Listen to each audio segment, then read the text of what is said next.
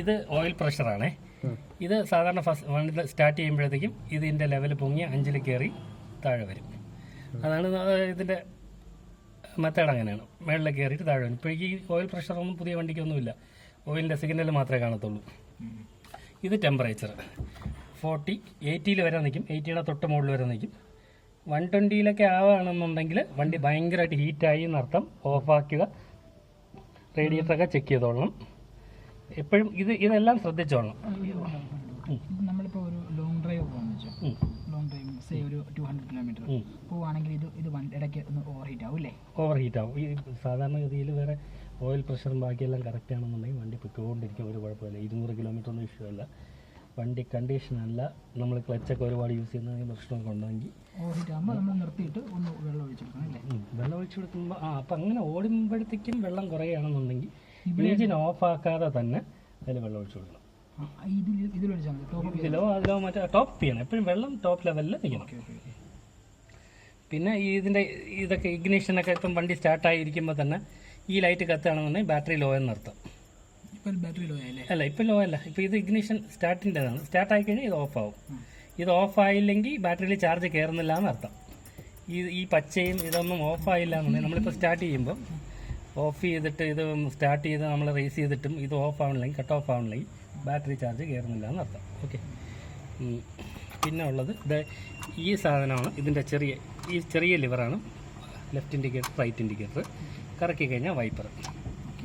പിന്നെ ഈ താഴത്തത് ഹെഡ്ലൈറ്റ് ഇതാണ്. ഹെഡ്ലൈറ്റ് ഇങ്ങനെ താഴോട്ട് അടിച്ചു കഴിഞ്ഞാൽ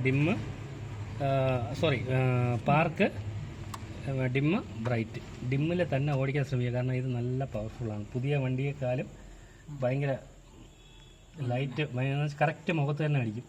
നല്ല പവർഫുൾ ലൈറ്റാണ് ഇട്ടിരിക്കുന്നത്. പിന്നെ ഹീറ്റർ നമ്മൾ ഓവറായിട്ട് ഹീറ്റ് ചെയ്യേണ്ട കാര്യമില്ല. ജസ്റ്റ് ഇങ്ങനെ പ്രസ് ചെയ്ത് വെക്കുക, നല്ല മാക്സിമം പ്രസ് ചെയ്ത് വെക്കുക. പ്രസ് ചെയ്ത് വയ്ക്കുമ്പോൾ ഇങ്ങനെ കൈയും കൂടെ ചെറുതായിട്ട് ഇങ്ങനെ വെച്ച് കൊടുത്തു കഴിഞ്ഞാൽ ഇതിൽ ചെറിയ ചൂടടിക്കുമ്പോഴത്തേക്കും നമുക്ക് മനസ്സിലായി ഹീറ്റായിരുന്നു. പിന്നെ കൂടുതൽ ഹീറ്റ് ചെയ്യേണ്ട കാര്യമില്ല, ഒറ്റ അടി. അതായത് ഈ ഒരുപാടിട്ട് കടകടകടാന്ന് അടിക്കേണ്ട ഒരാവശ്യമില്ല.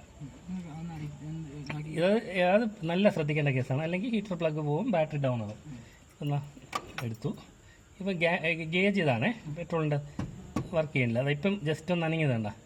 ഡീസൽ കുറവാണ്, പക്ഷെ ഓടും. ഈ ഒരു ലെവലിലൊന്നും ആക്കരുത്. നമ്മൾ ഈ ഒരു അരയുടെ തൊട്ട് താഴെയൊക്കെ നിൽക്കണം. ഹീറ്റർ നമ്മളിത് പ്രസ് ചെയ്യുമ്പോഴത്തേക്കും ഈ മഞ്ഞ ലൈറ്റ് കത്തും. ഇങ്ങനെ വെക്കുമ്പോഴത്തേക്കും ഇങ്ങനെ കൈ ജസ്റ്റ് ഇങ്ങനെ വെക്കുമ്പോഴത്തേക്കും കുറേ കഴിയുമ്പോഴത്തേക്കും ചെറിയൊരു ചൂട് ഫീൽ ചെയ്യും. ചൂട് ഫീൽ ചെയ്ത് കഴിഞ്ഞാൽ സമയം ഇത് മനസ്സിലായിക്കോളാം. ഈ സമയം നോക്കിയാൽ മതി.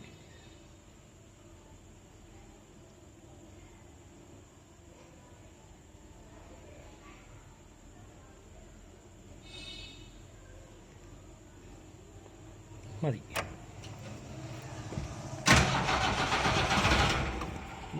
ഇപ്പോൾ ഹീറ്റായിട്ടില്ല.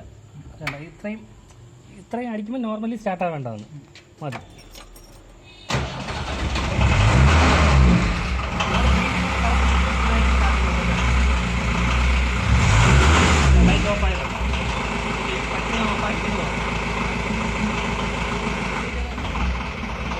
ഹെഡ്ലൈറ്റ് ഇതാണ്. ഇതിപ്പോൾ പാർക്ക് കത്തി കിടക്കുകയാണ്. ഇങ്ങോട്ട് അടിച്ചു കഴിഞ്ഞാൽ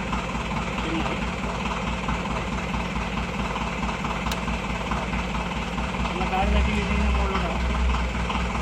റൈറ്റ് വരുമ്പോഴത്തേക്കും റൈറ്റ് ഇൻഡിക്കേറ്റർ,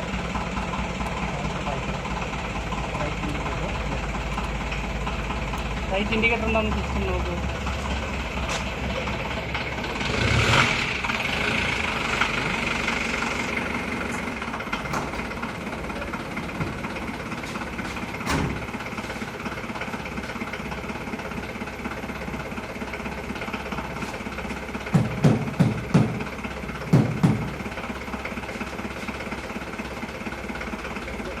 ലെഫ്റ്റ് ഉണ്ട്. ഇപ്പോൾ വന്നായിട്ട് പോയി.